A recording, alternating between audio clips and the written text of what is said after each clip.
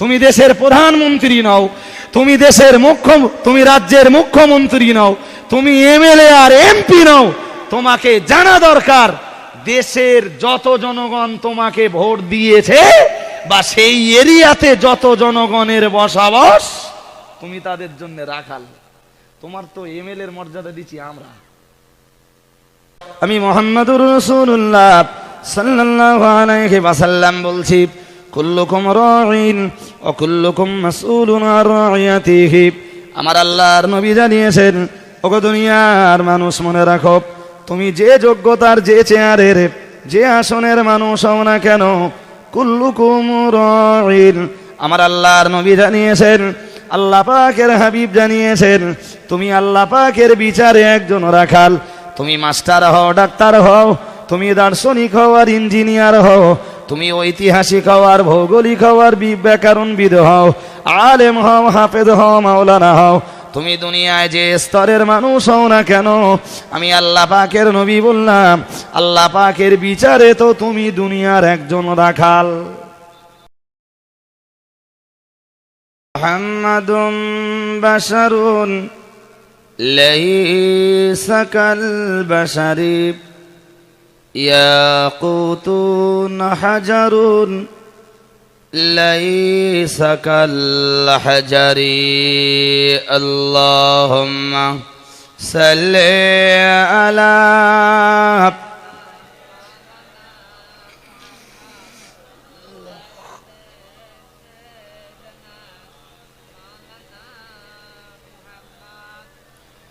আল্লাহুম্মা আমিন।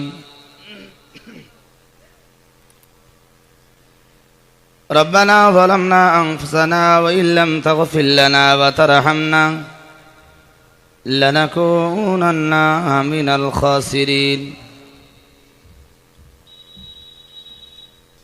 রব্বুল আলামিন, জীবনে কত গুনাহ, কত পাপ করেছি, তার কোনো আদাদ আর পরিসংখ্যা নাই। আজ রাত্রে এতগুলো মানুষ সমাবেত ভাবে তোমার দরবারে পাক পবিত্র হালাতে দুখানা করে খালি হাত উঠিয়েছি মাবুদ। মেহেরবানি করে মোদের জীবনের পাপ রাশিকে তুমি মার্জনা করে দাও।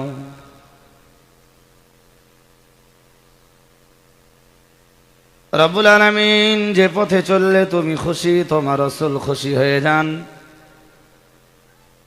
যে পথ তোমার পথ, নাজাতের পথ, জান্নাতের পথ, জাহান্নাম থেকে বাঁচার পথ, আমাদের সকলকে তুমি সেই পথের পথিক বানিয়ে দাও।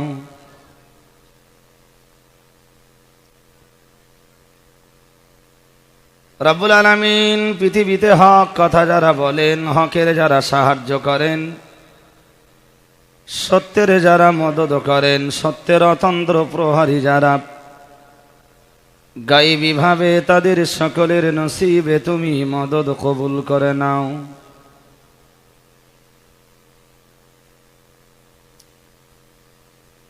রব্বুল আলামিন, বুক ভরা আশা নিয়ে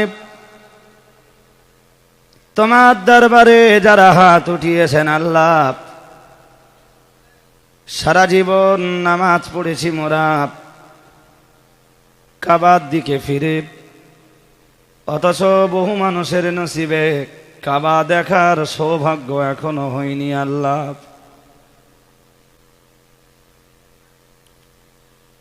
রব্বুল আলামিন, তুমি ডাক না দিলে, তুমি আহ্বান না জানালে, তুমি তোমার মেহমান না বানালে, তোমার কাবা দেখার সৌভাগ্য সারা জীবন আমাদের নসিবে হবে না। আল্লাহ, আমার ভাইরা, বাবাজিরা, জোয়ান যুবক বন্ধুরা, সারা জীবন যারা এখনো তোমার কাবা দর্শন করতে পারেননি, কাবার দিদার যাদের নসিবে জুটিনি, আল্লাহ, একটা বার করে দিদারে কাবা তাদের সকলের নসিবে তুমি কবুল করে নাও। রব্বুল আলামিন, যে নবী মদিনার সবুজ গম্বুজের তলায় শুয়ে উম্মতের জন্য কেঁদে কেঁদে চোখের পানিকে ভিজিয়ে ফেলছেন। হাসরের ময়দানে যে নবী আমাদের মতো গুনাহগার উম্মতদের জন্য বড় ব্যস্ত ত্রস্ত হয়ে পড়বেন। মাবুদ রে মেহেরবান, মেহেরবানি করে ওই নবীর রওজা আকদাসের ধারে দাঁড়িয়ে একবার করে আসসালাতু ওয়াসসালামু আলাইকা ইয়া রাসূলুল্লাহ বলে সালাত এবং সালামের নাজরানা পেশ করার তৌফিক সকলের নসিবে তুমি কবুল করে নাও। রব্বুল আলামিন ইসলামের জন্য সাহাবারা জীবন দিয়েছেন, অর্থ দিয়েছেন, বুকের টাটকা রক্ত তারা ঢেলে দিয়েছেন। ইসলামের জন্য মোরা কিছুই করতে পারিনি, কিছুই দিতে পারিনি আল্লাহ। তবে তোমার কাছে দাবি, যতদিন বেঁচে আছি দুস্থ অসহায় অভাব ক্লিষ্ট দরিদ্র যারা, তাদের পাশে দাঁড়িয়ে সহযোগিতা করবার তৌফিক সকলের নসিবে তুমি কবুল করে নাও। রব্বুল আলামিন যেদিন মানুষের পাশে মোরা দাঁড়াতে পারবো না, যেদিন মানুষের খেদমত করতে পারবো না, মানুষের সহযোগিতা করতে পারবো না আল্লাহ, সেদিন পৃথিবীতে তুমি আর আমাদের বাঁচিয়ে রেখো না আল্লাহ। তোমার ইবাদত, তোমার বান্দেগী, তোমার উপাসনা, তোমার আরাধনার শক্তি যেদিন আমাদের দেহে থাকবে না, যেদিন নিজে সোজা হয়ে দাঁড়াতে পারবো না আল্লাহ, তখন তুমি বিশাল পৃথিবীতে আর আমাদের রেখে দিও না মাবুদ। আমাদের জীবনটাকে তোমার দিনের তরে, মানুষের খেদমতের তরে কবুল করে নাও। রব্বানা তাকাব্বাল দুআনা বিওয়াসিলাতিন নবী সাল্লাল্লাহু আলাইহি ওয়াসাল্লাম بحرمة هذه الكلمة الطيبة بحق لا إله إلا الله محمد رسول الله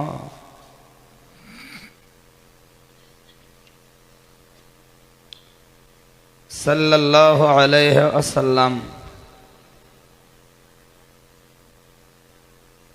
نحمده ونصلي على رسوله الكريم أما بعد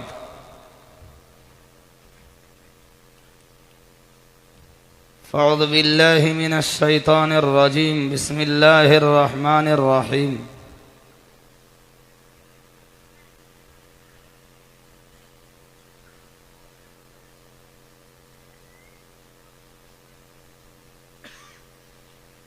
أطيعوا الله وأطيعوا الرسول وأولي الأمر منكم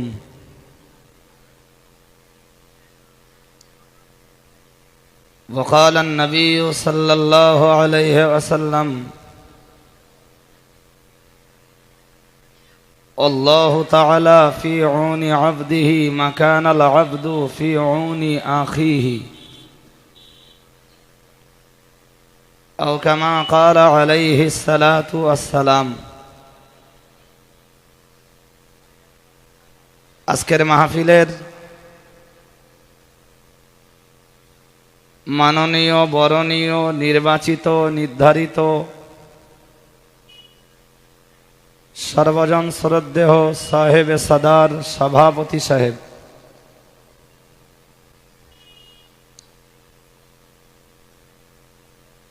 আহত, আমন্ত্রিত, নিমন্ত্রিত দিগার মোবাল্লিগিন হযরত,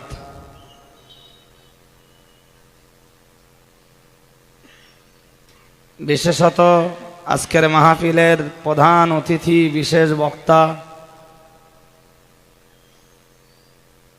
জামিয়া রহমানিয়ার ডাইরেক্টর, সিলসিলায়ে ফুরফুরা শরীফের একনিষ্ঠ হাতিয়ার,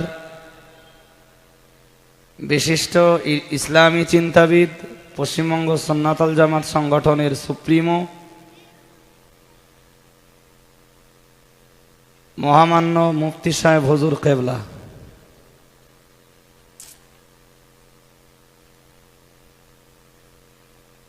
সমাবেত সমাগত সামিঈন ইযাম,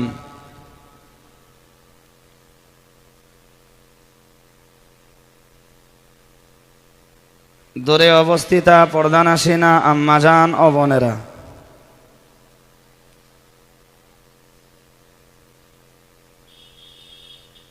ইতিপূর্বে আপনারা শুনছিলেন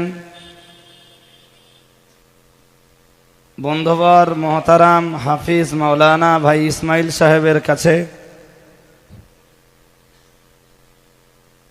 কোরআন হাদিসের আলোকে বর্তমান যুগ সন্ধিক্ষণে অত্যন্ত প্রয়োজনীয় কিছু আলাপ আলোচনা।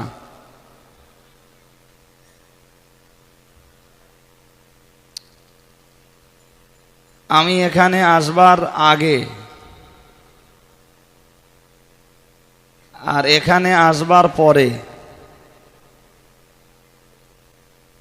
বিভিন্ন জন বিভিন্ন রকম ওয়াজ করবার জন্য আমাকে বলেছেন। যার যেটা মনে ভালো লেগেছে তিনি সে বিষয়ে বলবার জন্যে রিকোয়েস্ট করেছেন।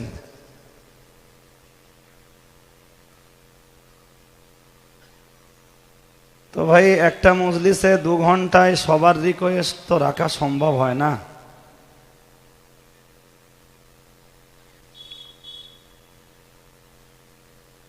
তবুও সবার কথাকে মাথায় রেখে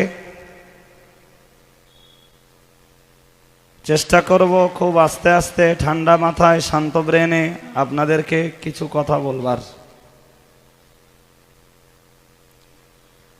প্রথমত আপনাদের কাছে অনুরোধ, জলসা কর্তৃপক্ষ আজকে যতটা জায়গা করেছেন বসবার, তা যথেষ্ট ছিল, কিন্তু আমার যেন মনে হচ্ছে, মনে ব্যথা নেন না আপনারা, যদি আরেকটু আপনারা মজলিসটাকে গড়ে নিতেন তাহলে পিছনের যেসব ভাইরা এখনো আসছেন এই মাহফিলেই তাদের বসবার জায়গা হয়ে যেত। এর চেয়ে কম জায়গায় আরো বেশি শ্রোতা বসে। গরমের দিনে একটু কষ্ট হয়, শীতের সময় যত কাছাকাছি ঠাসাঠাসি করে বসা যায় তত ভালো। আপনাদের সবার কাছে আমি কারোবা সন্তান, কারোবা ভাই, কারোবা বন্ধুতুল্য,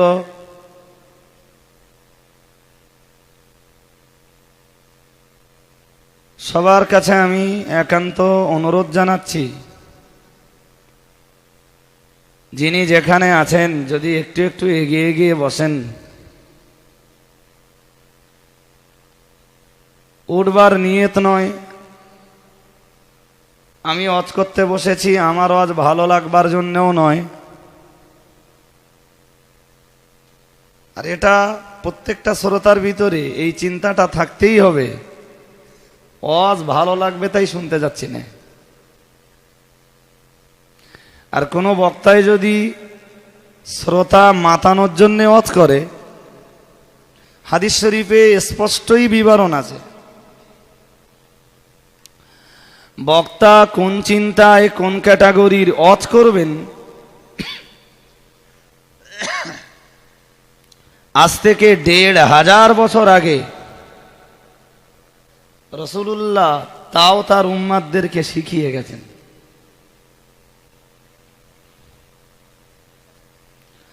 যদিও দেখেছি ১০০-র ভিতরে প্রায় ৯০ না বললে ৯৫% বললে খুব ভালোই হয়। ১৫০০ বছর আগে রাসূলুল্লাহ ওয়াইজ আর বক্তাদের জন্য যে তরিকা, যে রাস্তা দেখিয়ে গেছেন, শতকরা অন্তত ৯৫ জনের পা অনেক আগেই পিছলে গেছে। কত বলেছি বলেন দিন? ৯৫% পা অনেক আগেই পিছলে গেছে। এবং আমি এই যে কথাটা আপনাদেরকে বললাম, এই কথাটার তত্ত্বভিত্তিক কোরআন এবং হাদিসের ব্যাখ্যা করে আপনাদের কাছে ছাড়িয়ে দিলে আশা করি সে কথাগুলো আপনারাও বুঝবেন। কিন্তু আমার আজকের বক্তব্য তা নয়।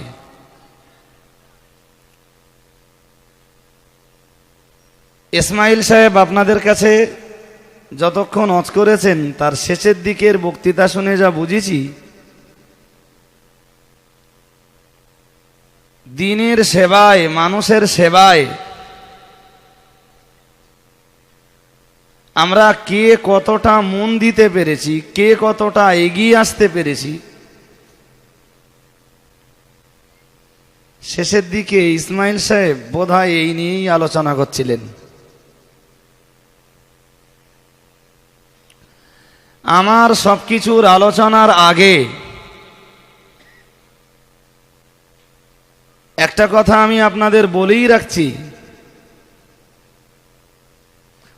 যা করব তো করব, মনে রাখবেন একটা কথা, মিষ্টির দোকানদার যারা মিষ্টি তৈরি করে সাধারণত তাদের ঘরে মিষ্টির খুব বেশি কদর আর মর্যাদা থাকে না।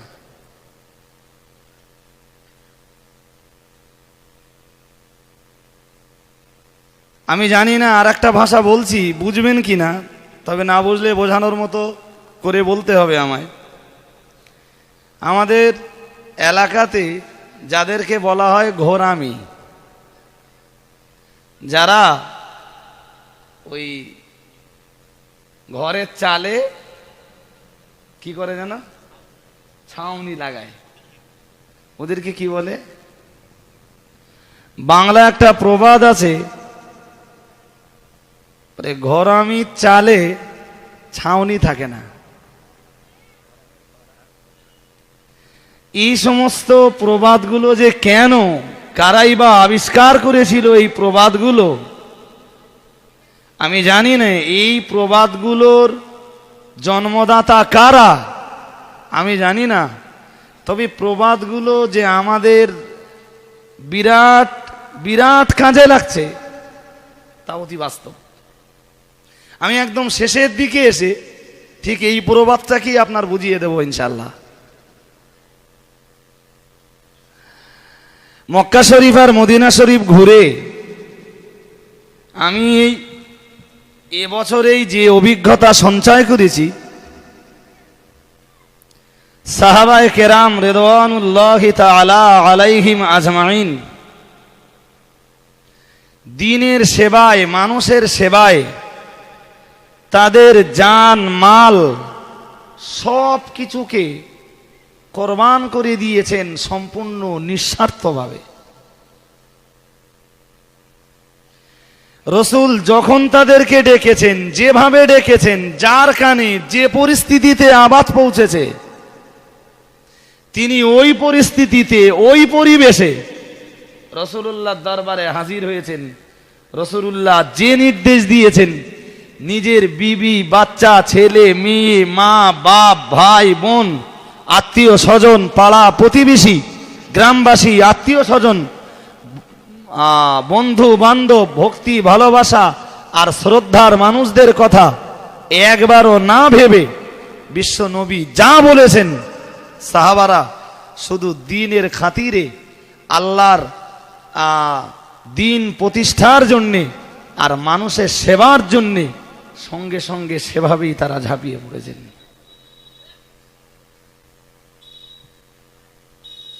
জি, আমাদের জীবনটা তো প্রায় কেটে গেল। আমার দাদুর জীবন কেটেছে আমার বাপের চিন্তা করতে করতে, আমার বাপের জীবনটা কেটেছে আমার আর আমার ভাইদের ভাবনা ভাবতে ভাবতে। আমার জীবনটা আল্লাহ তা না করুন যদি কেটে যায় আমার বেটার ভাবনা ভাবতে ভাবতে, তাহলে তো খানিকটা আত্মকেন্দ্রিক হয়ে গেল। আমি মানুষের জন্য করলামটা কি, মানুষের পাশে আমি কতটা দাঁড়াতে পারলাম, ইসলামের জন্য আমি কি করতে পারলাম, কোরআনের জন্য আমি কি করতে পারলাম, জনগণের জন্য আমি কি করতে পারলাম, দেশের জন্য আমি কি করতে পারলাম, দশের জন্য আমি কি করতে পারলাম। এটা তো জীবনে ভাবতেই হবে ভাই। আপনি যিনি যে স্তরের মানুষ হন, জানবেন দেশের ভাবনা ভাবার দায়িত্ব একজন মাস্টারের যতটা, ডাক্তারের যতটা, ইঞ্জিনিয়ারের যতটা, ভৌগোলিকের যতটা, দার্শনিকের যতটা, ঐতিহাসিকের যতটা, একজন শিক্ষিত বুদ্ধিজীবী আর জ্ঞানী মানুষের যতটা, নিশ্চয়ই মাঠে যারা শ্রম দিয়ে নিজেদের জীবনটাকে নির্ভর করে থাকে, দেশের জনগণের ভাবনা ভাবার দায়িত্ব তাদের ততটা নয়। যতটা ভাবনা দেশের মেম্বারের উপরে বর্তায়, দেশের জনগণের ভাবনার দায়িত্ব যতটা এলাকার অঞ্চল প্রধানের উপরে চাপে, নিশ্চয়ই ততটা দায়িত্ব মাঠে যারা নাঙল চালায় তাদের উপরে বর্তায় না। কি মনে করেন এই আসন পাওয়াটা কি বিরাট আনন্দের ব্যাপার? স্কুলের মাস্টারি চাকরি পেয়েছি মানে সে কি বিরাট আনন্দের কিছু? নাকি গ্রামের মেম্বার বা অঞ্চলের প্রধান হয়েছি তাতেই বিরাট আনন্দের কিছু আমার? এবারে কেউ যদি মনে ব্যথা নেন, আমার কিছু করার নেই। তবে আমি সম্পূর্ণ ন্যায় সত্যের জায়গাতে দাঁড়িয়ে কথাগুলো বলছি। যার রাজনীতির ভালোবাসা আপন জায়গায় থাকুক, এবছর এই পঞ্চায়েত ভোটের পরে প্রধান হওয়া নিয়ে মারামারি হয়, এরকম পর্যায়ে বহু জায়গায় ঘটেছে। কিন্তু তারা কি ভেবেছে একবার যে প্রধান হওয়া মানে দায়িত্বটা বেশি না কম?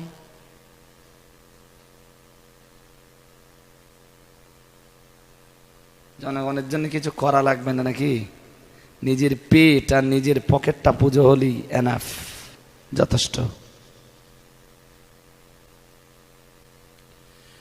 ভাইরা আমার মনে রেখে দিন, প্যারা নবী মুহাম্মদুর রাসূলুল্লাহ সাল্লাল্লাহু আলাইহি ওয়াসাল্লাম হাদিস মাখের ভিতরে জানিয়েছেন, ওগো দুনিয়ার মানুষ মনে রাখো, আমি মুহাম্মদুর রাসূলুল্লাহ সাল্লাল্লাহু আলাইহি ওয়াসাল্লাম বলছি, কুল্লুকুম রাঈন ওয়া কুল্লুকুম মাসউলুন আন রাইয়াতিহি।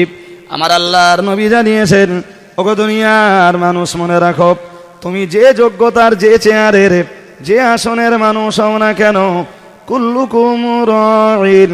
আমার আল্লাহর নবী জানিয়েছেন, আল্লাহ পাকের হাবিব জানিয়েছেন, তুমি আল্লাহ পাকের বিচারে একজন রাখাল। তুমি মাস্টার হও, ডাক্তার হও, তুমি দার্শনিক হও আর ইঞ্জিনিয়ার হও, তুমি ঐতিহাসিক হও আর ভৌগোলিক হও আর ব্যাকরণবিদ হও, আলেম হও, হাফেজ হও, মাওলানা হও, তুমি দুনিয়ায় যে স্তরের মানুষ হও না কেন, আমি আল্লাহ পাকের নবী বললাম, আল্লাহ পাকের বিচারে তো তুমি দুনিয়ার একজন রাখাল।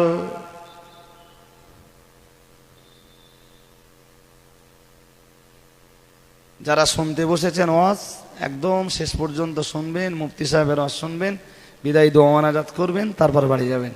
অর্ধেকটা শুনে গেলি না আমার ওয়াজ কিছু বুঝবেন, মুফতি সাহেবের ওয়াজ যদি অর্ধেকটা শোনেন তার ওয়াজও কিছু বুঝতে পারবেন না। আমরা শুধু বই পড়ে ওয়াজ করিনি, খানিকটা ভাবি তারপর ওয়াজ করি। ভাইরা আমার মনে রেখে দিন, প্যারা নবী মুহাম্মদুর রাসূলুল্লাহ সাল্লাল্লাহু আলাইহি ওয়াসাল্লাম ওই হাদিসে আর একটু এগিয়ে যেয়ে বলেছেন, ওগো দুনিয়ার মানুষ মনে রাখো, আমি মুহাম্মদুর রাসূলুল্লাহ সাল্লাল্লাহু আলাইহি ওয়াসাল্লাম বলছি, দেশের রাজা যিনি, তিনি তার প্রজাদিগের জন্য রাখাল। আমার আল্লাহর নবী জানিয়েছেন, ওয়াকুল্লুকুম মাসউলুন আন রাইয়াতিহি। আর মহান আল্লাহ পাক রব্বুল আলামিন যাকে যতটা দায়িত্ব দুনিয়ায় দিয়েছেন, তিনি সেই দায়িত্ব কতটা পালন করেছেন সে ব্যাপারে মহান আল্লাহর কাছে হাসরের ময়দানে তাকে জবাবদিহি করা লাগবে। ও বাবাজিরা ভাইরা, আমার আল্লাহর নবী জানিয়েছেন দেশের রাজা যিনি, তিনি তার প্রজাদের প্রতি কি ব্যবহার করেছেন, সদ আচরণ করেছেন না অসদ আচরণ করেছেন, ভালো ব্যবহার করেছেন না দুর্ব্যবহার করেছেন, মহান আল্লাহ পাকের কাছে হাসরের ময়দানে দেশের রাজা মশাইকে সে ব্যাপারে জবাবদিহি করা লাগবে। ভারতবর্ষে তো বিভিন্ন জাতির বাস, কোন জাতিরে তুমি কোন চোখে দেখেছো? কোন জাতির প্রতি তুমি পক্ষপাতিত্ব করেছো কিনা, আপন কোলে ঝোল লাগিয়েছো কিনা, আল্লাহর কাছে জবাব দিতে হবে, তৈরি হও। তুমি রাজা, দেশের প্রধানমন্ত্রী আর মুখ্যমন্ত্রী বলে, পুলিশ প্রশাসন আর ফোর্স সব তোমার হাতে বলে যা ইচ্ছা তাই করবা, জবাব তোমাকেও সেই মালিক মাওলা রব্বুল আলামিন আল্লাহর কাছে দিতেই হবে। তুমি তাদের রাখাল, তুমি দেশের প্রধানমন্ত্রী নও, তুমি রাজ্যের মুখ্যমন্ত্রী নও, তুমি এমএলএ আর এমপি নও। তোমাকে জানা দরকার দেশের যত জনগণ তোমাকে ভোট দিয়েছে বা সেই এরিয়াতে যত জনগণের বসবাস, তুমি তাদের জন্য রাখাল। তোমার তো এমএলএর মর্যাদা দিচ্ছি আমরা, কিন্তু আসলে তুমি আমাদের রাখাল।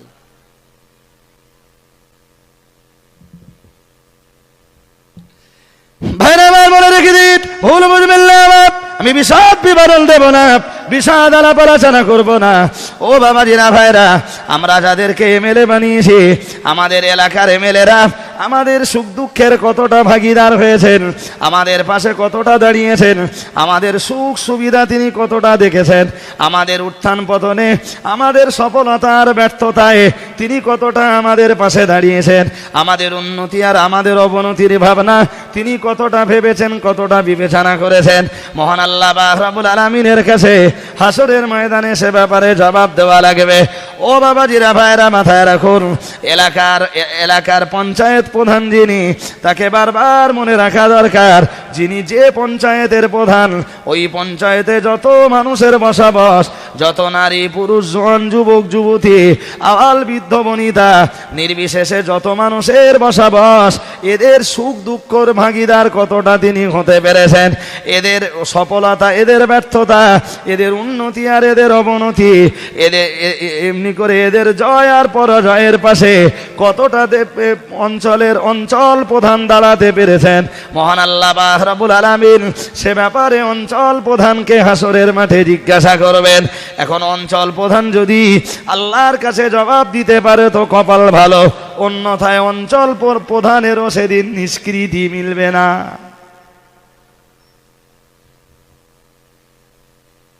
তৈরি হও। গ্রামের মেম্বার, তারও নিষ্কৃতি নেই। আপনি একজন সাধারণ মানুষ, আপনারও নিষ্কৃতি নেই, আপনিও রাখাল। আপনার পরিবারের সদস্যদের প্রতি কি ব্যবহারটা করেছেন, আল্লাহ সে ব্যাপারেও জিজ্ঞেস করবেন। যার যতটা দায়িত্ব, যার চেয়ার যত বড়, তার হিসাব হাসরের মাঠে তত বেশি। রজব আলী যত বড় বক্তা, রজব আলীর হিসাব তত বেশি, আর যত মাল আরো বেশি লোক। জলসা করে যে 2000 নেই, 2000-এর হিসেব দিতে হবে। যদি 8000 নেই, 8000-এর হিসাব দেওয়া লাগবে একদিন। 8000 তো লেছো, দেশো কি? ভাইরা আমার বলে রেখে দিন, ভুলে বুঝবেন না, বিষাদ আলাপ আলোচনা করবো না, বিষাদ বিবরণ দেব না। দুনিয়ার গ্রামের মেম্বার যারা, এদেরকে মনে রাখা দরকার, যিনি যে গ্রামের মেম্বার, সেই গ্রামের মানুষদের সুখ দুঃখের ভাগিদার আপনি কতটা হতে পেরেছেন, তাদের সুখ দুঃখের সঙ্গে, সুখ দুঃখের সময়ে তাদের পাশে কতটা দাঁড়াতে পেরেছেন। মহান আল্লাহ রাব্বুল আলামিন গ্রামের মেম্বারগুলোকে হাসরের ময়দানে সে ব্যাপারে জিজ্ঞাসা করবেন।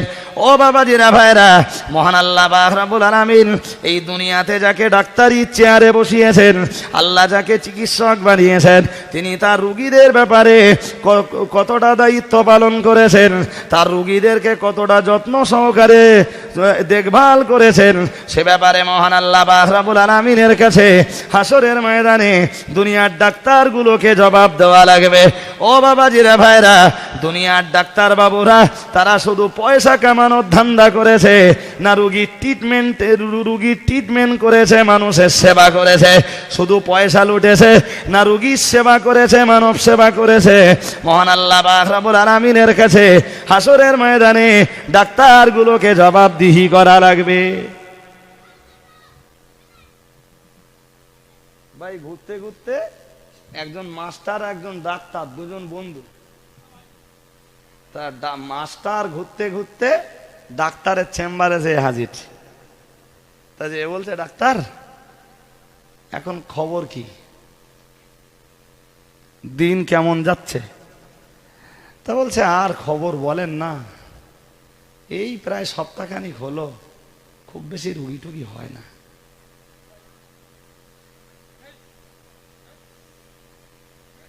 সত্যি সত্যি কেউ ডাক্তার?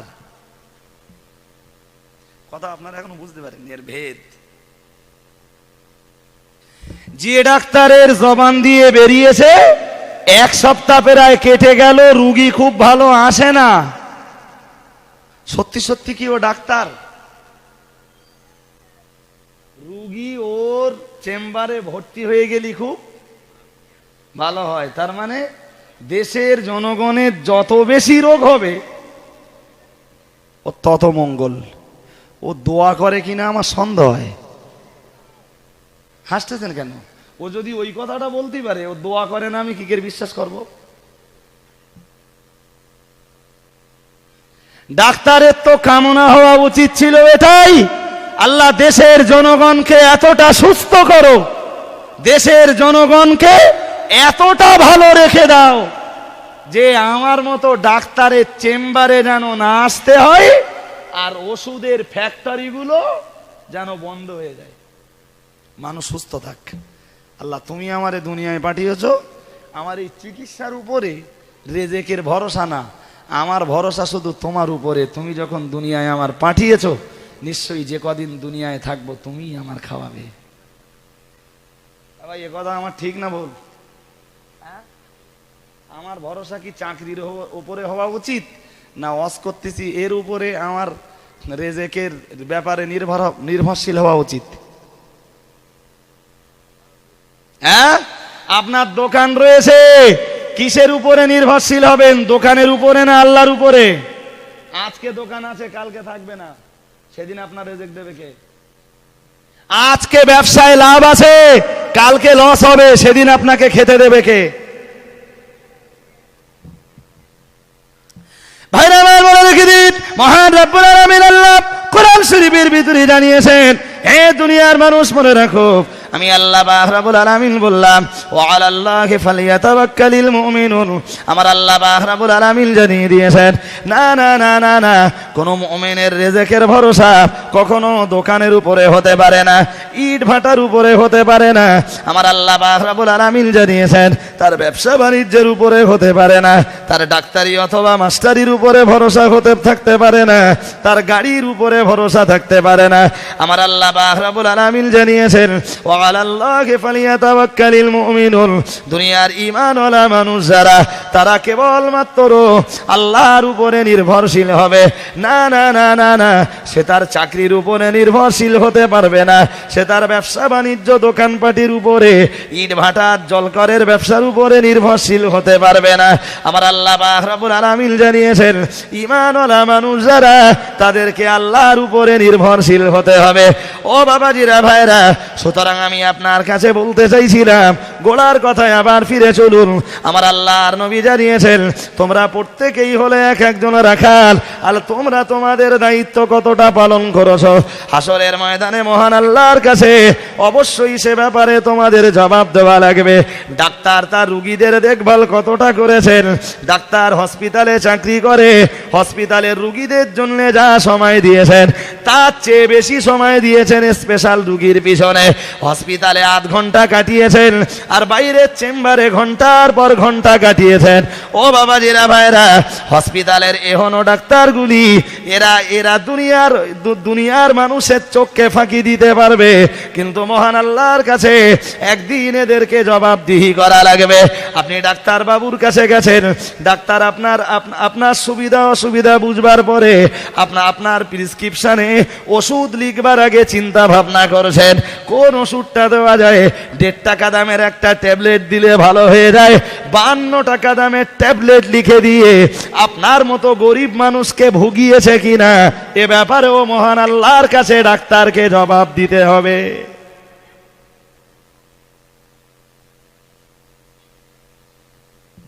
কথা বোঝেননি? যে কোম্পানি ওষুধ কোম্পানির কাছ থেকে গাড়ি পেয়েছে, 40,000 টাকা দামের মোবাইল পেয়েছে, ফ্রিজ পেয়েছে, তাতেই ডাক্তার 1.5 টাকা ট্যাবলেট দিলে আর 5.5 টাকা দামের ইনজেকশন দিলে ভালো হয়ে যেত হয়তো, তা না দিয়ে ইনজেকশন লিখেছে 102 টাকা করে দাম। এ গরিব বেচারা চালাতো ভ্যান, গিন্নি হসপিটালে ভর্তি। জি ভাই কি করবে, ভ্যানটা বন্ধক দেছে। আরে গরিবের ঘরে রোগ হলি তো তাই হয়, হয় ভ্যান বন্ধক দেয়, নইলে গিন্নির কানে বন্ধক দেয়, গলার বন্ধক দেয়, কি করবে সে? ডাক্তারগুলোকে মনে রাখা দরকার, এ ব্যাপারে আল্লাহর কাছে তোমাকেও জবাব দিতে হবে। তৈরি হও ভাইরা, আমার মনে রেখে দিন, বলতে বলতে অনেক দূর চলে এসেছি। ও বাবাজিরা ভাইরা, আমি আপনার কাছে ওয়াজ করতে বসেছি। কি ওয়াজ আপনাদের কাছে করব? কোরআন হাদিসের সঠিক ব্যাখ্যা করব, নির্ভুল ব্যাখ্যা করব না অপব্যাখ্যা করব? ও বাবাজিরা ভাইরা, আমি ইচ্ছা করলে কোরআন হাদিসের নির্ভুল ব্যাখ্যা আপনাদের কাছে করে যেতে পারি। আল্লাহ ক্ষমতা দিলে আমি সঠিক ব্যাখ্যা আপনাদের কাছে করে যেতে পারি, আবার আপনাদের কাছে অপব্যাখ্যা দিয়ে যেতে পারি। কিন্তু আমায় মনে রাখা দরকার, এই 2 ঘন্টার জন্য আপনাদের কাছে ওয়াজ করতে বসেছি। মহান আল্লাহ পাক রব্বুল আলামিন এই 2 ঘন্টার জন্য আমাকে আপনাদের জন্য রাখাল বানিয়ে দিয়েছেন। সুতরাং আপনাদের দায়িত্ব কতটা পালন করেছি সে ব্যাপারে মহান আল্লাহর কাছে হাসরের ময়দানে আমাকে জবাবদিহি করা লাগবে। মসজিদের ইমাম সাহেব যিনি, না না না না না, দুনিয়ার ইমাম সাহেবদের মনে রাখা দরকার শুধু জুমা নামাজ পড়ানো, 5 ওয়াক্ত নামাজ পড়ানো, মানুষ মারা গেলে কাফনের কাপড় পরানো, জানাজা নামাজ পড়ানো, আর তাকে দাফন করিয়ে দেওয়া, আর জুমার দিনে খুতবা পড়া, নামাজ পড়ানো, বক্তৃতা দেওয়া, এতেই ইমাম সাহেবের দায়িত্ব শেষ নয় গো।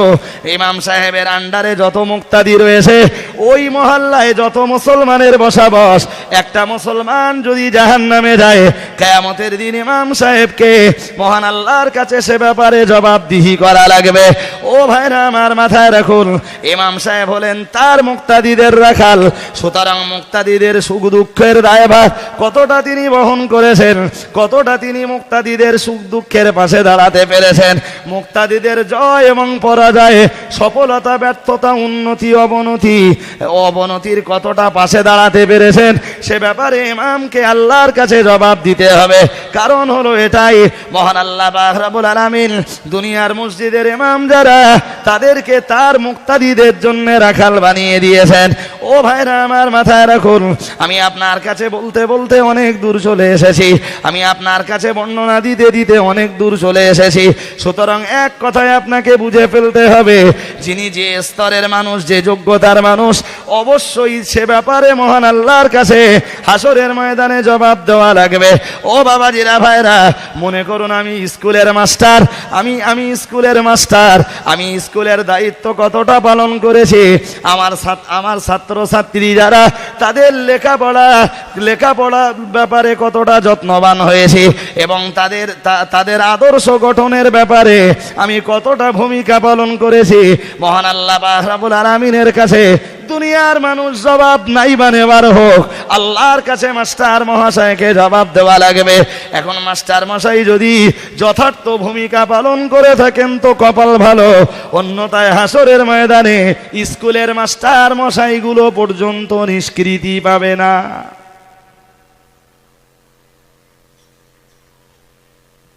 সব ধরা পড়বে যে আপনি মাস্টার, ডাক্তার, আলেম, হাফেজ, মাওলানা, কারি, ইমাম, মুয়াজ্জিন কিছুই নন, একটা পরিবারের গার্জিয়ান তো, একটা পরিবারের গার্জিয়ান তো। ওই পরিবারের সদস্যদের প্রতি আপনি কি ব্যবহার করেছেন, কি আচরণ করেছেন, তাদের আদব শিষ্টাচারের প্রতি আপনি কতটা লক্ষ্য রেখেছেন, তাদের ধার্মিকতার জীবন গঠনে আপনি কতটা ভূমিকা পালন করেছেন, সে ব্যাপারে আল্লাহর কাছে আপনাকে জবাব দিতে হবে। তৈরি হন ভাই। সুতরাং এই বড় বড় আসন মোটেই ভালো না, বলো। আমার বিরাট ভয় হয়, জানেন না, বিরাট ভয় হয়। আমারে প্রায় জিজ্ঞেস করে হ্যান্ডবিলে নাম দেবে, তাই বলে হুজুর কি নাম দেবো, আপনার নামের আগে কি লিখতে হবে? কিচ্ছু লিখতে হবে না, লিখবেন মোহাম্মদ রজব আলী, ব্যাস, দ্যাট ইজ এনাফ, ওই যথেষ্ট। যে কিচ্ছু জানে না, আমাদের দেশের কিছু জলসা কমিটি তারে তুলতে তুলতে একদম চতুর্থ আসমানে তুলে দিয়েছে। সারা জীবন মাদ্রাসার চৌকাট ডিঙায়নি, তারে তুলে দিয়েছে, তার দিতে দিতে দিতে দিতে আল্লামা লকাব দিয়েছে। সেও একদম ফুলে বেলুন হয়ে গেছে, একবার প্রতিবাদও করলো না। ভাইরা আমার মনে রেখে দিন, ওলামা বলবেন না, বিষাদ বিবরণ দেব না, বিষাদ দ্বারা আলোচনা করব না। ও বাবাজিরা ভাইরা, আমরা দায়িত্ব পালনের ব্যাপারে অনীহা প্রকাশ করেছি। না না না না না, আমরা আমাদের নিজস্ব দায়িত্ব পালন করিনি, আমরা আমাদের কর্তব্যগুলিকে পালন করিনি গো। আমি আপনার কাছে বিনয় করে বলবো, যিনি যে স্তরের যে যোগ্যতার মানুষ, অবিলম্বে আপনি আপনার দায়িত্বটুকু পালন করুন, অন্যথায় হাসরের ময়দানের স্বীকৃতি পাওয়া আল্লাহর কাছে বড় কঠিন হয়ে যাবে। ও ভাইরা, আমি আপনাকে বলছিলাম মূলত সাহাবায়ে কেরাম দিগের কথা। সাহাবায়ে কেরাম রিদওয়ানুল্লাহি তাআলা আলাইহিম আজমাইন তারা যথাযথ দায়িত্ব পালন করেছেন। যাকে রাসূলুল্লাহ যে দায়িত্ব দিয়েছেন তিনি সেই দায়িত্বটাই যথাযথ পালন করেছেন। যে সাহাবীকে রাসূলুল্লাহ যে অবস্থায় ডেকেছেন ওই অবস্থায় সাহাবী এসে হাজির হয়েছেন। আসসালাতু আসসালামু আলাইকা ইয়া রাসূলুল্লাহ, আসসালাতু আসসালামু আলাইকা ইয়া হাবিবাল্লাহ, আসসালাতু আসসালামু আলাইকা ইয়া নবী আল্লাহ। আল্লাহর নবী সালামের জবাব দিয়েছেন। কখনো কখনো দেখতে পাওয়া গেছে রাসূলুল্লাহ জিহাদের ডাক দিয়েছেন, আর সাহাবীর কানে যেই না জিহাদের যে যুদ্ধের বাজনা পৌঁছে গেছে, আল্লাহ পাকের নবী যুদ্ধের বাজনা বাজিয়েছেন, এই আওয়াজ যেই না সাহাবীর কানে পৌঁছে গেছে, সাহাবী হয়তো গভীর রাত্রে ঘরের ভিতরে এমনি করে নির্জনে কেবল তার স্ত্রীকে নিয়ে শুয়ে রয়েছেন। ও ভাইরা, এই মাত্র শরীর তার নাপাক হয়েছে, সাহাবীর কানে আওয়াজটা যেই না পৌঁছেছে, সাহাবী এক বিন্দু বিসর্গ দেরি না করে নিজের স্ত্রীকে ডেকে বলেছেন, ওগো আমার বিবি শোনো, আমি তোমার হক যথাযথভাবে আদায় করতে পারিনি, আল্লাহ পাকের নবী জিহাদের বাজনা বাজিয়ে দিয়েছেন। না না না না না, এখানে আমি আর দেরি করতে পারবো না। আল্লাহ পাকের হাবিব যখন আমায় আহ্বান জানিয়েছেন, আমি রাসূলুল্লাহর দরবারে চলে যাব। আল্লাহ পাকের নবী আমার উপরে যে দায়িত্বটা দেবেন ওই দায়িত্বটা আমি যথাযথভাবে যত্ন সহকারে পালন করবার চেষ্টা করব। সাহাবী নিজের বিবিকে ডেকে বলেছেন, বিবি তোমার হক আমি আদায় করতে পারিনি, বিবি তুমি আমায় মাফ করে দিও, ক্ষমা করে দিও। আল্লাহর নবীও যদি আমাকে জেহাদের ময়দানে পাঠান, জেহাদের ময়দানে যে যদি আমি শহীদ হয়ে যাই, শত্রুদের তীরের আঘাতে, তলোয়ারের আঘাতে আমি যদি আমার জীবনটাকে কোরবান করে দিতে পারি, আমি আল্লাহর কাছে শাহাদাতের মর্যাদা পাবো। না না না না না, দুনিয়ার মাটিতে তোমার সাথে আমায় দেখা হবে না, বিবি তোমার হক পরিপূর্ণভাবে আদায় করতে পারিনি, যথার্থ হক তোমার আদায় করতে পারিনি, বিবি তুমি আমায় ক্ষমা করে দিও। দুনিয়ার মাটিতে তোমার সাথে নাও বা যদি দেখা হয়, মহান আল্লাহ পাক রব্বুল আলামিন যদি রাজি থাকেন, হাসরের ময়দানে তোমার সাথে আমার আবার দিদার হবে। জোরে সোরে বলুন সুবহানাল্লাহ। আর একটু মন খুলে বলুন। আত্মকেন্দ্রিক স্ত্রীর বিছানায়, শরীর তখন নাপাক, শুধু আওয়াজটা এসেছে, সাহাবীর কানে রসুল যুদ্ধের বাজনা বাজিয়েছেন, এই মুহূর্তেই রসুলের দরবারে যেতে হবে। বিবিকে ডেকে বললেন, তোমার সাথে আজ জীবনে দেখা হবে না, আমি চলে গেলাম। তবে হাসরের ময়দানে আল্লাহ যদি রাজি থাকেন, তোমার চেহারা দেখে আমি সেদিন তোমারে চিনে নেব, আজকের দিনটা তুমি আমার ক্ষমা করো। ভাইরা আমার মনে রেখে দিন, আল্লাহর নবী সাহাবী, আল্লাহর হাবিব সাহাবী গোসল করবার মতো সময় নিলেন না। রাসূলুল্লাহ আমায় আহ্বান জানিয়েছেন, রাসূলুল্লাহ আমায় ডেকেছেন, না না না না না, আমি রাসূলুল্লাহ সাহাবী এক বিন্দু দেরি করব না। এখন যদি আমি গোসল আদায় করতে যাই, যে গোসলের অপরিহার্যতা আমার উপরে রয়েছে, এই গোসল যদি আমি যথাযথভাবে আদায় করতে যাই, আল্লাহ পাকের নবীর দরবারে যেতে আমার দেরি হয়ে যাবে। রাসূলুল্লাহর দরবারে যেতে আমায় দেরি করলে হবে না, অবিলম্বে নবীর দরবারে আমায় পৌঁছে যাওয়া লাগবে। সাহাবী নবীজির দরবারে এলেন, আসসালাতু ওয়াসসালামু আলাইকা ইয়া রাসূলুল্লাহ, আসসালাতু ওয়াসসালামু আলাইকা ইয়া হাবিবাল্লাহ। আল্লাহ পাকের নবী সালামের জবাব দিলেন। আল্লাহর নবী এক বিন্দু বিসর্গ দেরি না করে বললেন, ওগো আমার সাহাবীরা শোনো, আমি আল্লাহ পাকের নবী তোমাদেরকে বললাম, তোমার আগে অনেক সাহাবারা যুদ্ধের জন্য তৈরি হয়ে গেছেন, এমনকি যুদ্ধের দিকে তারা রওনা হয়ে পড়েছেন। আমি আল্লাহ পাকের নবী তো এতক্ষণ তোমার জন্য অপেক্ষা করেছিলাম। যাও সাহাবী, দেরি করো না, অবিলম্বে জিহাদের ময়দানে চলে যাও। রাসূলুল্লাহ আল্লাহ পাকের হাবিবের নির্দেশ শুনবার পরে সাহাবী জিহাদের ময়দানের দিকে রওনা দিলেন। ও ভাইরা আমার, মাথায় রাখুন, সাহাবী যুদ্ধের ময়দানে যে ওই নাপাক অবস্থায় শহীদ হয়ে গেলেন। ও ভাইরা, ইসলামের ইতিহাস বর্ণনা দিয়েছে স্পষ্টভাবে, ওহদের প্রান্তরে সাহাবী শহীদ হয়ে গেলেন। আল্লাহ পাকের নবী, আল্লাহ পাকের হাবিব ওহদের যুদ্ধের পরে সাহাবীদেরকে ডেকে বলেছিলেন, হে আমার সাহাবীরা শোনো, ওহদের ময়দানে একজন নয়, দুজন নয়, আমার 70 জন সাহাবী শহীদ হয়ে গেছেন। আমার ওই 70 জন সাহাবীর লাশ তোমরা অবিলম্বে একত্রিত করে ফেলো। আমি দিনের নবী রাসূলুল্লাহ ওদের কাফনের কাপড় দেব, কাফনের কাপড় পরাবো। ওদের লাশগুলোকে আমি রাসূলুল্লাহ মদিনার মাটিতে নিয়ে যাব। মদিনার মসজিদে নববী সংলগ্ন জান্নাতুল বাকি নামীয় সর্ববৃহৎ কবরস্থান, যেখানে রাসূলুল্লাহ 10,000 সাহাবী শুয়ে রয়েছেন। আল্লাহর নবী ওহদের প্রান্তরে দাঁড়িয়ে বলেছিলেন, সাহাবীরা, এই ওহদের প্রান্তরে আমার যত সাহাবীরা শাহাদাত বরণ করেছেন, আমি সকলকে নিয়ে জান্নাতুল বাকিতে দাফন করে দেব। প্রিয় নবী রাসূলুল্লাহ সাল্লাল্লাহু আলাইহি ওয়াসাল্লাম সাহাবীরা যুদ্ধের পরে লাশগুলোকে একত্রিত করতে লাগলেন, সাহাবীদের পবিত্র দেহগুলোকে এক জায়গায় করতে লাগলেন। ও বাবাজিরা, ভাইরা, মাথায় রাখুন, কিন্তু লাশগুলোকে একত্রিত করতে যে সাহাবারা দেখতে পেলেন, রাসূলুল্লাহ বলেছেন শহীদ হয়েছেন 70 জন, কিন্তু 69টা লাশের সন্ধান পাওয়া যায়, একটা লাশের তো আর কোনো সন্ধান পাওয়া যায় না।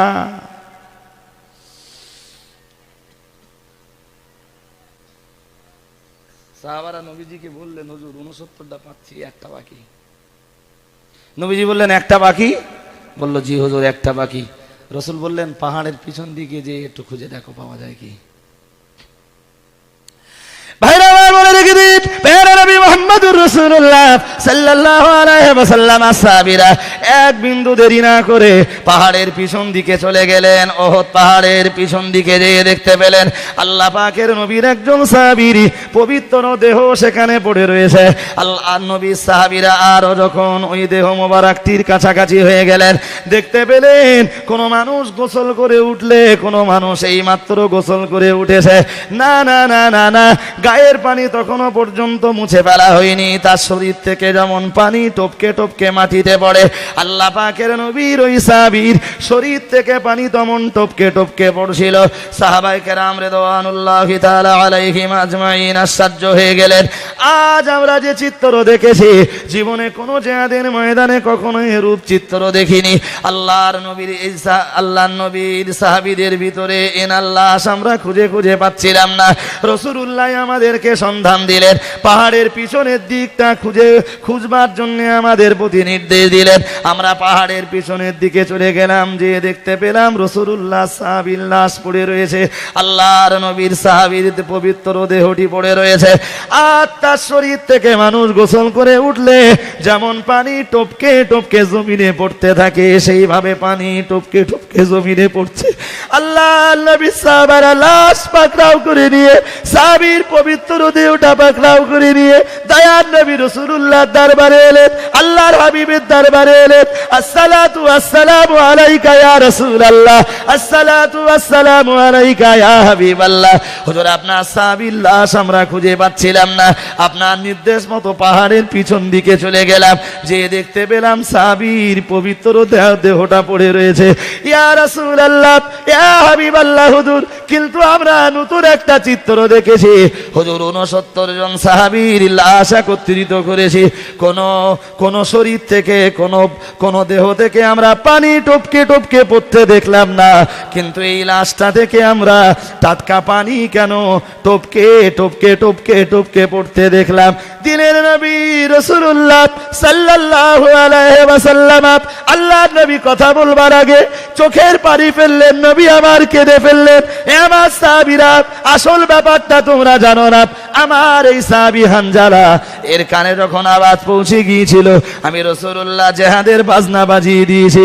আমার সাহাবী স্ত্রীকে নিয়ে তখনও শুয়েছিলেন, শুধু আওয়াজটা পৌঁছে গেছে, আওয়াজটা কানে চলে গেছে, আল্লাহর নবী যুদ্ধের বাজনা বাজিয়েছেন। আমার সাহাবী এক বিন্দু দেরি না করে, গোসল করলে দেরি হয়ে যাবে, সাহাবী গোসল না করে আমি রাসূলুল্লাহ আমার দরবারে চলে এলেন। আমি দিনের নবী জিহাদের ময়দানে পাঠিয়ে দিলাম, আমার সাহাবী গোসল করবার মতো সময় পাননি। দুনিয়ার যেসব মানুষেরা আল্লাহর দিন কায়েমের জন্য, ইসলাম কায়েমের জন্য যারা শহীদ হয়ে যান, ইসলামের জন্য, কোরআনের জন্য যারা শহীদ হয়ে যান, তাদের লাশকে গোসল দেওয়া হয় না, ওই অবস্থায় ওই রক্তাক্ত দেহে কাফন পরিয়ে তাদেরকে জানাজা পড়ে দাফন করে দেওয়া হয়। এ আমার সাহাবীরা, সেই সূত্রে আমার সাহাবী হানজালার দেহটা ছিল অপবিত্র, নাপাক। আমি রাসূলুল্লাহ, আমি আল্লাহর নবী, আমি আল্লাহর হাবিব তোমাদেরকে বলছি, সাহাবীরা, আমার সাহাবী হানজালা ফরজ গোসল আদায় করবার মতো সময় পাননি বলে আল্লাহ পাকের ফেরেশতারা জিহাদের ময়দান থেকে লাশটাকে তুলে নিয়ে আল্লাহর রহমতের পানি দিয়ে আসমানে নিয়ে তারা গোসলের ব্যবস্থাটা করে দিয়েছেন।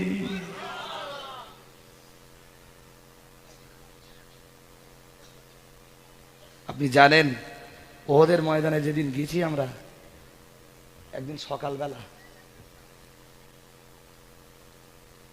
ফজরের নামাজের একটু পরে, আর ওহদ পাহাড়টা মদিনার জান্নাতুল বাকি, একদম মদিনার মসজিদে নবাবীর গায়ে বললে ভুল হবে না, তবে পূর্ব সাইডে রাসূলুল্লাহর মাজার রওজায়ে আকদাসটা দক্ষিণ সাইডে, আর জান্নাতুল বাকিটা বলা যায় দক্ষিণ পূর্ব কোণে। বিশাল বড় কবরস্থান, যেখানে শুয়ে রয়েছেন হযরত আম্মা জান আয়েশা সিদ্দিকা রাদিয়াল্লাহু তাআলা আনহা, যেখানে শুয়ে রয়েছেন যে ভাগ্যবতী নারী রাসূলুল্লাহকে দুধ পান করিয়েছিলেন, হযরত হালিমাতুস সাদিয়া রাদিয়াল্লাহু তাআলা আনহা, যে জান্নাতুল বাকিতে শুয়ে রয়েছেন রাসূলের প্রিয় সাহাবী হযরত ওসমান গনি রাদিয়াল্লাহু তাআলা আন, যে জান্নাতুল বাকিতে শুয়ে রয়েছেন হানাফি মাযহাবের মসলাগুলো যে সাহাবীর বর্ণিত হাদিস থেকে প্রমাণিত, হযরত আব্দুল্লাহ ইবনে মাসউদ রাদিয়াল্লাহু তাআলা আন, যে জান্নাতুল বাকিতে শুয়ে রয়েছেন, সাইয়্যিদাতু নিসাই আহলিল জান্নাহ, জান্নাতে নারীদের নেত্রী হযরত ফাতেমাতুজ জোহরা রাদিয়াল্লাহু তাআলা আনহা, ওই জান্নাতুল বাকি নামক বিরাট কবরস্থানটি মসজিদে নববীর তো প্রায় গায়ে। আর জান্নাতুল বাকিতে ঢুকলে জান্নাতুল বাকি থেকে ওহদ পাহাড় দেখা যায়, মনে হয় যেন ওহদ পাহাড়টা খুব কাছাকাছি, হেঁটে বোধহয় মিনিট 5-7 লাগতে পারে। কিন্তু জান্নাতুল বাকি থেকে বেরিয়ে যদি গাড়ি চাপা হয়, অন্তত 3.5-4 কিলোমিটার রাস্তা যাওয়ার পরে তারপরে ওহদ পাহাড়। পাহাড়গুলো দেখতে খুব কাছাকাছি, ওই এসে গেছি, খুব বেশি হলে মিনিট 5 লাগবে। কাবা শরীফের যে ঘড়িটা আছে জানেন, বিশাল ঘড়ি, 15-20 কিলোমিটার দূরতে দেখা যায়, আর যেন মনে হয় এই পাহাড়টার পিছনেই কাবা, ওই সে ঘড়ি দেখা যাচ্ছে, কিন্তু আসলে তা না, অনেকটা দূর। ফজরের নামাজ পড়ে একটা গাড়ি চাপলাম, গাড়ি চেপে ওহদের প্রান্তরে গেলাম। ভাই সেই সিন আর সেই চিত্র আপনাদেরকে বলবার মতো না। শুধু আমি নই, যারাই ওহদের প্রান্তরে যায়, ওহদের মাটিতে পা দেওয়ার আগেই তাদের চোখ দিয়ে টপ টপ করে পানি গড়াতে থাকে। নবীর 70 জন সাহাবী ইসলামের জন্যে নিজেদের বুকের রক্ত, টাটকা রক্ত ঢেলে দিয়েছিলেন। সাহাবারা বুকের টাটকা রক্ত দিয়েছিলেন। আর এই 70 জন সাহাবা যারা এই ওহদের প্রান্তরে শুয়ে রয়েছে, তারা নিজেদের জীবনকে ইসলামের জন্য শুধু কোরবান করে দিয়েছিলেন।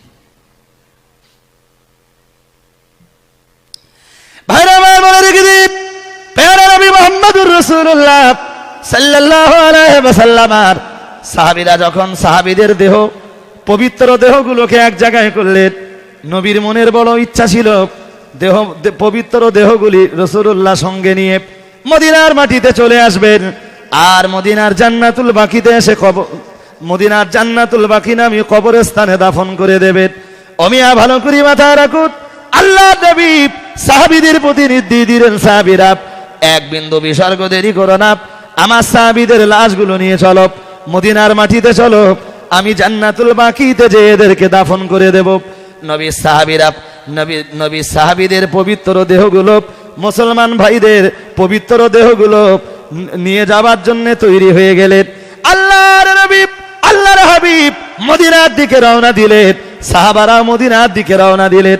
ওমিয়া ভালো করে মাথায় রাখুন, ওহদ পাহাড় নবীর পিছনে পিছনে চলতে লাগলো, আল্লাহর নবীর পিছনে পিছনে চলতে লাগলো। নবী আর পিছনের দিকে ফিরে তাকান না। 70 জন সাহাবী যে প্রান্তে শহীদ হয়েছেন, আমি মুহাম্মদ সাল্লাল্লাহু আলাইহি ওয়াসাল্লাম পিছনের দিকে দেখবো না। ও বাবাজিরা ভাইরা, দিলের নবী রাসূলুল্লাহ সাল্লাল্লাহু আলাইহি ওয়াসাল্লাম আর পিছনে পিছনে ওহদ পাহাড় চলছিল, আল্লাহ নবী ওহদ পাহাড়ের দিকে তাকান না। ওহদ পাহাড়ের জবান খুলে গেল, আল্লাহ নবীকে ডেকে বলল, ইয়া রাসূলুল্লাহ, ইয়া হাবিবাল্লাহ, হুজুর আপনি আমার বুকে যারা টাটকা রক্ত ঢেলে দিয়েছেন, আমার বুকে যারা নিজেদের জীবনকে কুরবান করে দিয়েছেন, হুজুর আপনি তাদেরকে নিয়ে কোথায় চলেছেন?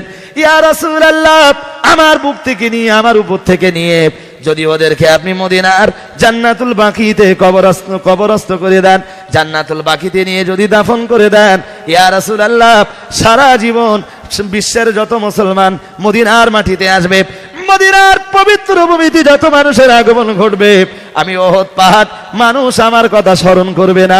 ইয়া রাসূলুল্লাহ, ইয়া হাবিবাল্লাহ, ভালোবাসি আমি ওহদ পাহাড়, আপনাকে বড় ভালোবাসি, ভালোবাসি আমি আপনার সাহাবীদেরকে বড় ভালোবাসি, বিশ্বের মুসলমানদেরকে বড় ভালোবাসি। ইয়া রাসূলুল্লাহ, আপনার কাছে আমার দাবি, আপনি আমার বুকে যারা রক্ত ঢেলে দিয়েছে, জীবন দিয়েছে, হুজুর তাদেরকে নিয়ে আপনি মদিনার জান্নাতুল বাকিতে দাফন করে দেবেন না। হুজুর আমার বুকে তাদেরকে দাফন করে দেন। যুগে যুগে কিয়ামত পর্যন্ত যত মানুষ মদিনার পবিত্র ভূমিতে আসবে, ওহদের প্রান্তরের কথা মনে করবে, 70 জন শহীদের কথা মনে করবে, অন্তত আমার বুকে তারা, আমার বুকে তাদের কদম দুটো রাখবে। ইয়া রাসূলুল্লাহ, ইয়া হাবিবাল্লাহ, হুজুর আপনার যত সাহাবী এই ওহদের প্রান্তরে শাহাদাত বরণ করেছেন, হুজুর আপনি কাউকে সঙ্গে নিয়ে যাবেন না, হুজুর আমার বুকে আপনি এদেরকে দাফন করে দেন। ও ভাইরা ভালো করে মাথায় রাখুন, আল্লাহর নবীর শহীদ হয়ে যাবাব ওই 70 জন সাহাবীর ভিতরে একজন সাহাবীর নাম হলো হযরতে আমর ইবনুল জামু রাদিয়াল্লাহু তাআলা আনহু। তিনি ছিলেন রাসূলুল্লাহর একজন খোলা সাহাবী। আল্লাহর নবী আল্লাহর হাবিবের কাছে অনুমতি যখন চাইছিলেন, খোলাদের জন্য জিহাদের ময়দানে যাওয়া লাগে না। কোরআন শরীফে আল্লাহ বলে দিয়েছেন, লাইসা আলাল আমা হারাজুন ওয়ালা আলাল আরাজি হারাজুন। মহান রব্বুল আলামিন আল্লাহ কোরআন শরীফের ভিতরে জানিয়েছেন, না না না না না, দুনিয়ার অন্ধ মানুষ যারা তাদের জিহাদের ময়দানে যাওয়া লাগবে না, দুনিয়ার খোলা মানুষ যারা তাদেরও জিহাদের ময়দানে যাওয়া লাগবে না। নবীর ওই খোলা সাহাবী নবীজির কাছে এসেছেন, হুজুর মনের বড় চাহিদা, মনের বড় আগ্রহ একটু জিহাদের ময়দানে যাব। আল্লাহ নবী বললেন, তুমি না খোলা, জিহাদের ময়দানে তোমায় যাওয়া হবে না। সাহাবী বললেন, ইয়া রাসূলুল্লাহ জিহাদের ময়দানে আমাকে যেতে দিতে হবে, হুজুর আমার বেয়াদবি আপনি মাফ করুন, হুজুর আমার প্রতি আপনি রাগান্বিত হবেন না, চড়াও হবেন না। হতে পারি আমি খোলা, মন আমার খোলা নয় ইয়া রাসূলুল্লাহ, মন আমার দুর্বল নয়, শরীর আমার দুর্বল হতে পারে, আমি ফিজিক্যালি আনফিট হতে পারি, কিন্তু মনের দিক দিয়ে আমি আনফিট নই। ইয়া রাসূলুল্লাহ, ইয়া হাবিবাল্লাহ, হুজুর আমার একটু অনুমতি দেন, আমি জিহাদের ময়দানে যাব। ইয়া রাসূলুল্লাহ, বাড়ি বসে বসে বসে বসে এই কাপুরুষতার জীবন নিয়ে কি করব? জিহাদের ময়দানে যেয়ে দেখি না যদি শাহাদাতের সৌভাগ্য আমার নসিবে জুটে যায়, ইয়া রাসূলুল্লাহ শহীদ যদি হতে পারি আমার জীবনটা বড় ধন্য হয়ে যাবে। আল্লাহর নবী ওই খোলা সাহাবীকে অনুমতি দিলেন, হযরত আমর ইবনুল জামুকে অনুমতি দিলেন, যাও সাহাবী জিহাদের ময়দানে যাও, জিহাদের ময়দানে যাবার জন্য তোমার অনুমতি দেওয়া হলো। নবীর ওই খোলা সাহাবী জিহাদের ময়দানে চলে গেলেন, যুদ্ধের ময়দানে যে শহীদ হয়ে গেলেন। আল্লাহর নবীর সাহাবীরা খাস করে যখন হযরত আমর ইবনুল জামু রাদিয়াল্লাহু তাআলা আনহু ওই খোলা সাহাবীর লাশটাকে যখন উটির পিঠে তুলে নিয়েছেন, মদিনার দিকে যখন রওনা দিয়েছেন, ওহদ পাহাড়ের জবান খুলে গেল। নবীকে ডেকে বলল, ইয়া রাসূলুল্লাহ আপনার যে সাহাবী বারবার অনুরোধ জানিয়ে জিহাদের ময়দানে এসেছে, হুজুর মনের বড় আশা ছিল এই ওহদের প্রান্তরে শহীদ হয়ে যাবে। ইয়া রাসূলুল্লাহ এই ওহদের প্রান্তরে যারা শহীদ হয়েছে আমি ওহদ পাহাড় তাদের বড় ভালোবাসি, আপনাকে বড় মহব্বত করি, হুজুর নিয়ে যাবেন না আপনার সাহাবীদের লাশ নিয়ে যাবেন না। আর যদি আমার রিকোয়েস্ট আমার অনুরোধ আপনি না রাখেন, হুজুর ওহদের প্রান্তরে শহীদ হয়ে যাবাব লাশগুলোকে যদি আপনি মদিনায় নিয়ে যান, ইয়া রাসূলুল্লাহ এক বিন্দু বিসর্গ পরিমাণ দেরি করব না, আমি ওহদ পাহাড় আপনার পিছনে পিছনে পিছনে পিছনে আমিও জান্নাতুল বাকির কাছাকাছি থাকতে চাই, হুজুর আমিও জান্নাতুল বাকিতে পৌঁছে যাব। ইয়া রাসূলুল্লাহ আপনার কাছে আমার রিকোয়েস্ট, হুজুর ওহদের প্রান্তরে শহীদ হয়ে যাবাব সাহাবীদেরকে আপনি যেন নিয়ে যাবেন না। দিনের নবী সাহাবীদেরকে ডেকে বললেন, সাহাবীরা দেরি করো না, আমি রাসূলুল্লাহ তোমাদেরকে বলে দিলাম আমার সাহাবীদের কাফনের কাপড়ের ব্যবস্থা করো, আমি এদেরকে মদিনার জান্নাতুল বাকিতে নিয়ে দাফন করব না, এই ওহদের প্রান্তরে এদেরকে দাফন করব। ও ভাইরা ভালো করে মাথায় রাখুন, দিনের নবী সাহাবারা কাফনের কাপড়ের ব্যবস্থা করলেন। নবীজির ফুফু আম্মা ছুটে এলেন, হযরতে হামজা রাদিয়াল্লাহু তাআলা আনহুর জন্য একটা কাফনের কাপড় দিলেন। নবী সাহাবীদেরকে ডেকে বললেন, সাহাবীরা এই কাফনের কাপড়টা আমার চাচা হামজার জন্য। আল্লাহর নবী কাফনের কাপড়ের একটা মাথা ধরলেন, আর একটা মাথা সাহাবীদের হাতে দিলেন। নবীজি বললেন, আমার চাচার কাফনের কাপড়টা পরানো হোক।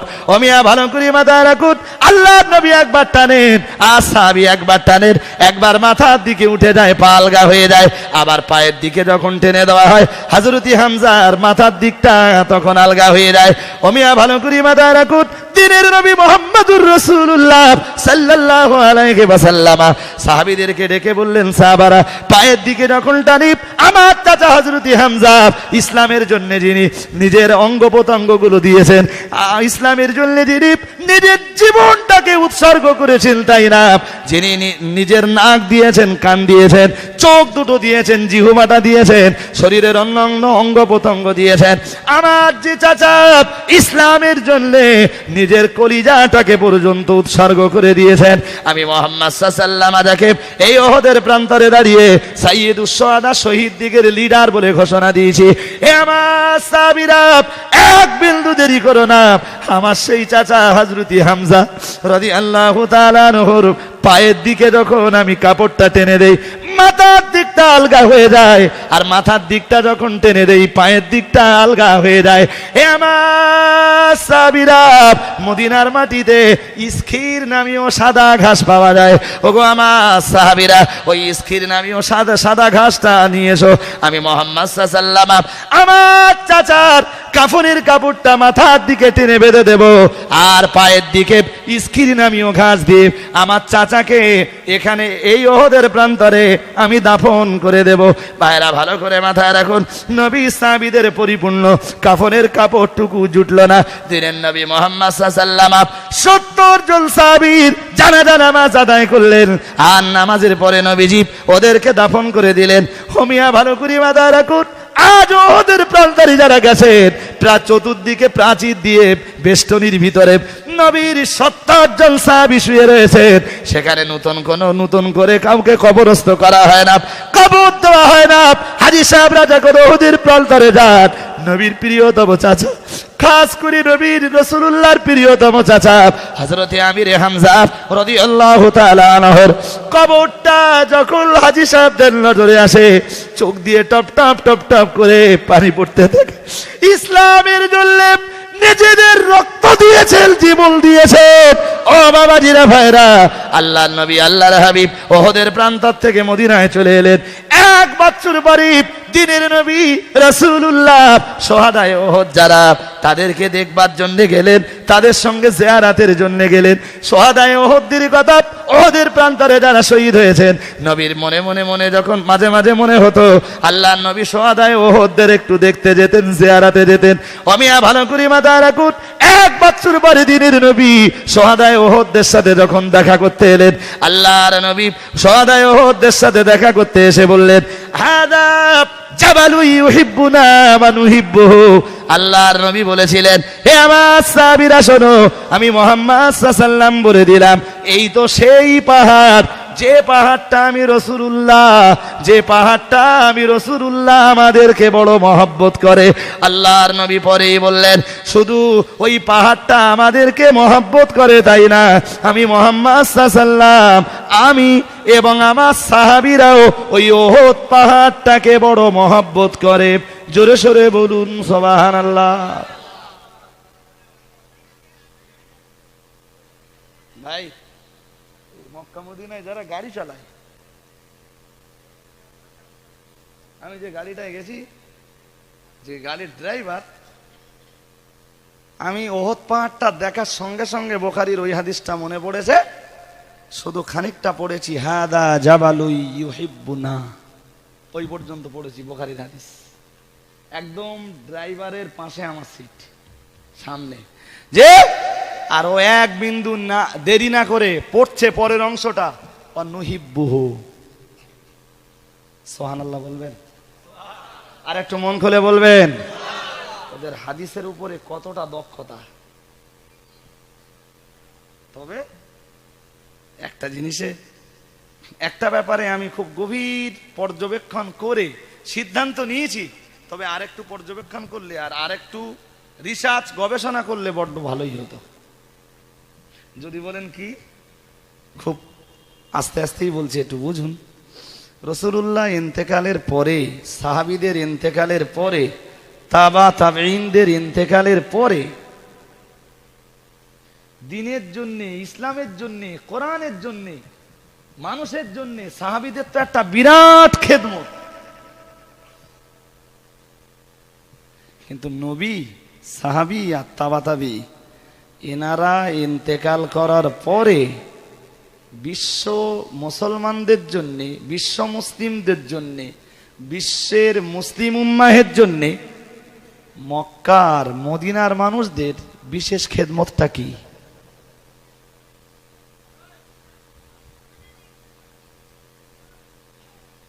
কথা বলতে পারেননি? আবার বলছি, বুঝে নেন। রাসূলুল্লাহ, সাহাবীগণ এবং তাবেঈগণ, ইনারা ইন্তেকালের পরে বিশ্ব মুসলিম উম্মাহের জন্য মক্কার মদিনাবাসীদের বিশেষ খেদমতটা কি?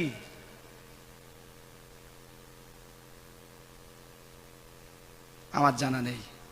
আমি জানি না যে তারা বিশেষ বিরাট কিছু দেশের জনগণের জন্য করেছে। বিশ্বের মুসলমানদের জন্য বিরাট কিছু করেছে, আমার জানা নেই।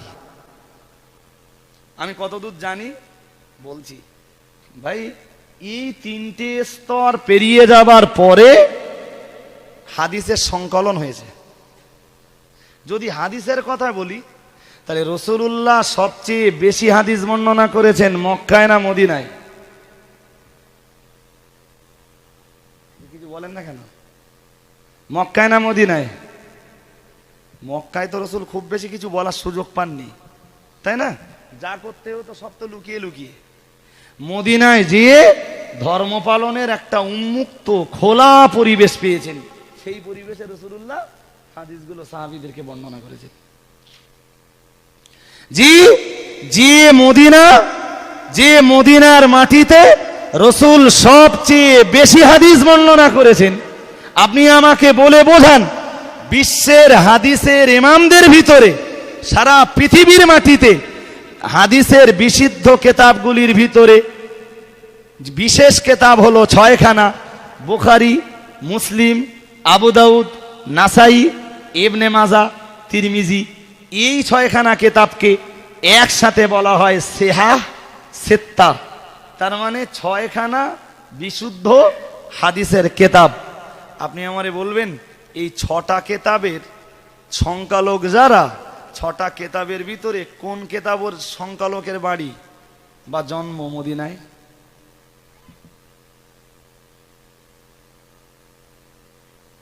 জানা আছে?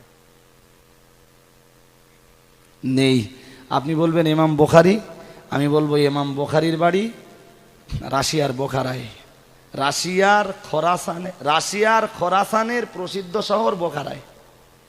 আপনি বলবেন ইমাম মুসলিম, যিনি মুসলিম শরীফ সংকলন করেছেন, আমি আবার বলবো ইমাম মুসলিমের বাড়ি নিশাপুর। আপনি বলবেন ইমাম আবু দাউদ, আমি বলবো আফগানিস্তানের কান্দাহার। আপনি বলবেন ইমাম তিরমিজি, আমি আবার বলবো তিরমিজ শহরটা সেও তো রাশিয়ায়।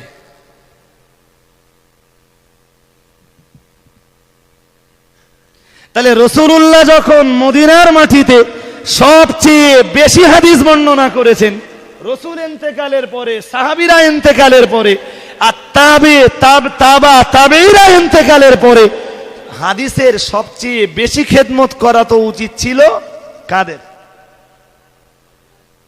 ভাই আমার কথা বুঝতে পারছেন নাকি? করেছে মদিনাবাসীরা। আমি মদিনাবাসীদের নিন্দা করতে বসিনি এখানে, তবে আমার মাথায় ঢুকেছে এটাই, মক্কাবাসীরা তাদের হাব ভাব যা, এখন যা তাদের ধর্মীয় কৃষ্টি কালচার দেখে আপনি তাদের প্রতি আদৌ সন্তুষ্ট হতে পারবেন না। তাদের যা হাব ভাব, এখন নামাজে দাঁড়াচ্ছে এমন ভাবে, এই দেখলে মনে হবে যে যত বেশি